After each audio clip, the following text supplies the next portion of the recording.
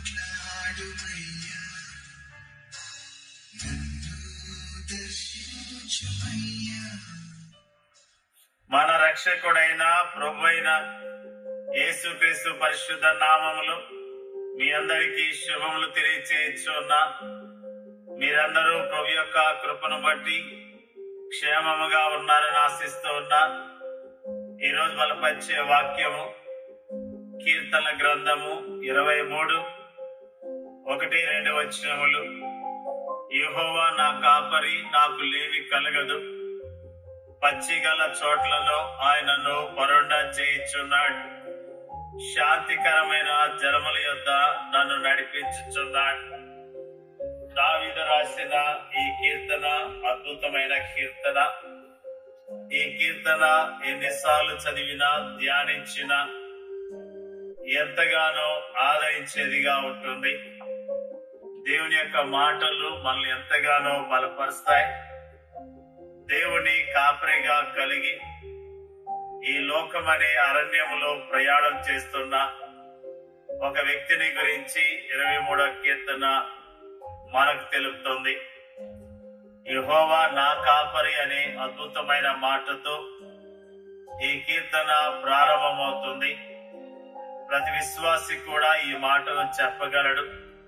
కానీ మనము ఆయన కాపరత్వానికి సంపూర్ణముగా సమర్పించుకున్నామా?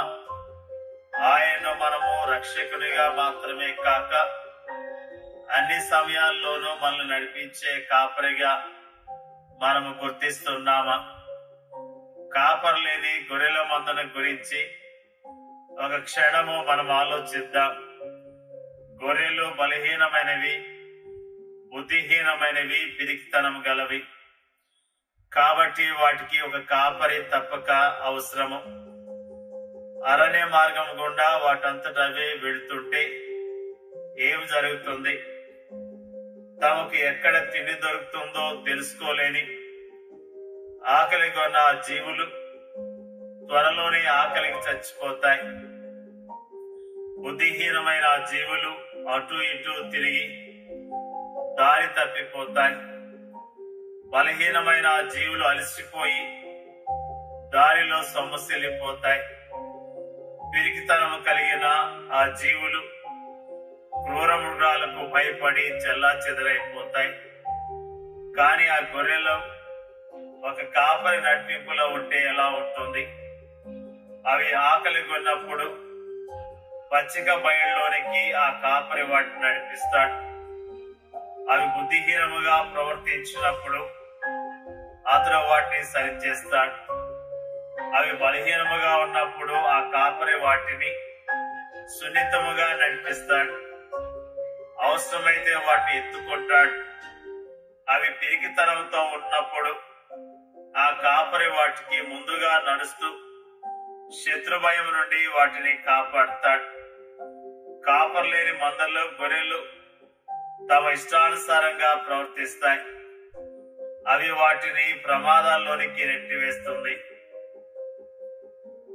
కాపరి ముందు వెళుతూ గొర్రెలు అతని వెనక నడుస్తున్నప్పుడు ఆ గొర్రెలకు ఎలాంటి ప్రమాదము ఎదురుకాదు. వాటి ప్రయాణం సుఖముగాను సురక్షితముగాను కొనసాగుతుంది. కాపరి ముందు నడుస్తూ గొర్రెలు ఆయన వెంబడించే ఆశీర్వాదకరమైన స్థితిని గురించి 23వ కీర్తన మనకు తెలుపుతుంది. కొన్నిసార్లు మన ధీమా కొద్దీ మనం కాపరికి ముందు నడుస్తాం, లేదా నిర్లక్ష్యముగా అటు ఇటు చూస్తూ దారి తప్పిపోతాం. కొన్నిసార్లు మనం కాపరికి చాలా వెనక నిదానముగా నడుస్తూ వెళ్తుంటాం. అలా కాకుండా మనం మనల్ని నడిపిస్తున్న కాపర్ని అనుసరించినప్పుడు మనకు ఎదురయ్యే ప్రతి విధమైన ప్రమాదాల నుండి మనం సురక్షితముగా ఉన్నామన్న నిశ్చయత మనకు ఉంటుంది. అతడు తన సొంత గొర్రెలను పేరు పెట్టి పిలిచి వాటిని వెలుపలికి నడిపించును. పచ్చిగల చోట్ల ఆయన మనల్ని పరుండ చేస్తాడు.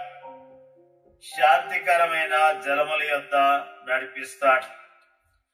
క్రైస్తవునికి తన చుట్టూ ఉన్న ప్రపంచము ఒక ఎడారి లాంటిది. తన ఆత్మకు కావలసిన ఆహారము అందులో ఎక్కడా అతనికి దొరకదు. అక్కడ తినేందుకు ఆహారం కానీ త్రాగేందుకు నీళ్లు కానీ అతనికి దొరకవు. అయితే మన ఆత్మల కాపరైన ప్రభువైన యేసుక్రీస్తు పచ్చిగల చోట్లకును శాంతికరమైన జలముల యొద్దకును ఆయన గొర్రెలమైన మనల్ని నడిపిస్తాడు. మన ఆత్మల ఆకలిని తీర్చేందుకు ఎంత సమృద్ధి అయిన ఆహారము, మన ఆత్మల దాహాన్ని తీర్చేందుకు ఎంత సమృద్ధి అయిన నీరు. మన కాపరి మనకు కేవలం భోజనం పెట్టేవాడు మాత్రమే కాదు, ఆయన మనలను సమృద్ధితో నింపేవాడు. ఆకలి కొన్న గొర్రె పచ్చిగల చోట్లకు వెళ్ళినప్పుడు మొదట పరుండదు, కానీ అది మొదట కడుపు నిండా వేస్తుంది. ఆ తర్వాత అది తివాచి లాంటి ఆ మెత్తని పచ్చికపై పరుండి ఆనందముగా సేద తీరుతుంది. అంతేకాదు, మన కాపరి మనల్ని శాంతికరమైన జలముల యొద్దకు నడిపిస్తాడు కూడా. సెలయేటిలో ప్రవహించే నీరు గలగల శబ్దం చేస్తుంది. అంతేకాక అది వేగముగా ప్రవహిస్తుంటుంది కనుక అందులో కొట్టుకుని పోయే ప్రమాదం ఉంది. అయితే శాంతికరమైన జలముల ఒడ్డున గొర్రెలు ఎలాంటి ప్రమాదాలకు గురి కాకుండా ప్రశాంతముగా నీరు త్రాగుతాయి. శాంతికరమైన జలములు ప్రశాంతముగా ఉండటం మాత్రమే కాదు, అవి లోతుగా కూడా ఉంటాయి. మన కాపరి మన ఆత్మల దాహాన్ని తీర్చడం మాత్రమే కాక దేవుని గురించిన లోతైన మర్మాలను కూడా మనకు బయలుపరుస్తూ ఉంటాడు. మనం అరణ్యమనే ఈ లోకము గుండా పయనిస్తున్న సమయంలో మన కాపరిని వెంబడించేందుకు మనము విఫలం కావచ్చు, లేదా మన ప్రయాణములో మనము అలసిపోవచ్చు, లేదా మన కాపరిపై మన ప్రేమాభిమానాలు తగ్గిపోవచ్చు. అలాంటి పరిస్థితుల్లో మన కాపరి మనల్ని సమకూర్చి మనల్ని ఉత్తేజపరుస్తాడు, మనల్ని ఉజ్జీవింప చేస్తాడు. మనం అటు ఇటు తిరుగుతున్న సమయాల్లోనూ, మనం అలసిపోయి సమస్యలున్న సమయాల్లోనూ, ఐహిక అంశాలు ఆయనపై మనకున్న ప్రేమాభిమానాలను అడ్డుకున్న సమయంలోనూ ఆయన మన యొద్దకు వచ్చి మనల్ని సమకూర్చి మనల్ని ఉత్తేజపరుస్తాడు, మనల్ని ఉజ్జీవింప చేస్తాడు. ఆయన మనల్ని సమకూర్చడం మాత్రమే కాదు, దానిని ఆయన చేసిన తర్వాత తన నామమును బట్టి నీతి మార్గములో మనల్ని నడిపిస్తాడు. ఆయన నడిపించే ఆ నీతి మార్గములో స్వార్థానికి కానీ, స్వయానికి కానీ, భావావేశాలకు కానీ, భావోద్రేకాలకు కానీ ఏమాత్రమో తావుండదు. మన కాపరి ఎంత మంచివాడు, ఆయన మనల్ని నడిపించే విధానము ఎంత అద్భుతమైనది, ఆయన మనల్ని నడిపించే మార్గము ఎంత ఆహ్లాదకరమైనది. నిజముగా దేవుని యొక్క కాపుదలలో మనము సురక్షితముగా ఉంటామన్న విషయాన్ని మనము ఈ రోజున ఈ కీర్తనలో జ్ఞాపకం చేసుకున్నాం. నిజముగా దేవుడు మనకి కాపరిగా ఉన్నాడు, ఆయన మనల్ని పోషించేవాడిగా ఉన్నాడు, మనల్ని ఆదరించే కాపరిగా ఉన్నట్లుగా ఈ రోజున మనము జ్ఞాపకం చేసుకున్నాం. నిజముగా దేవుని యొక్క వాక్యంలో మన కాపరి ఎంత గొప్పవాడో ఈ రోజున జ్ఞాపకం చేసుకున్నాం. కాపరికి విధేయత చూపిస్తూ యోగ్యముగా ఆయన కొరకు జీవిద్దాం. దేవుడి యొక్క వాక్యాన్ని దీవించును గాక. పరిశుద్ధైన మా తండ్రి, నీకు స్తోత్రాలు. నువ్వు మా కాపరిగా ఉన్నందుకు నీకు స్తోత్రాలు. మా కొదువులన్నీ తీర్చి కాపరిగా ఉన్నావు, నీకే స్తుతులు, స్తోత్రాలు.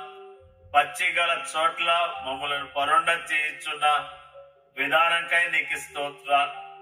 శాంతికరమైన జలముల యొద్దకు మమ్మల్ని నడిపిస్తున్న విధానంకై స్తోత్రాలు తెలియజేస్తూ ఉన్నాం.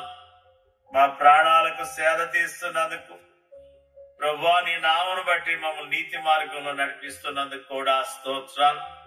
ప్రభువా, నీకు విధేయత చూపిస్తూ యోగ్యముగా నీ కొరకు జీవించడానికి మీరే మాకు సహాయం చేయమని, వాక్యం ఇచ్చిన ప్రతి ఒక్కరిని దీవించి ఆస్వాదించమని, మా దేశాన్ని మా దేశ ప్రజలను కనికరముతో జ్ఞాపకం చేసుకొని రక్షించండి అయ్యా, బాగు చేయమని అడుగుచున్నాం. ప్రపంచవ్యాప్తంగా ఉన్న నీ సంఘాన్ని మీరు బలపరచండి, నీ రాకడ కొరకు సిద్ధపరచమని, యోగ్యముగా నీ కొరకు జీవించడానికి సహాయం చేయమని యేసుక్రీస్తు నామములో అడుగుచున్నాం తండ్రి. ఆమేన్.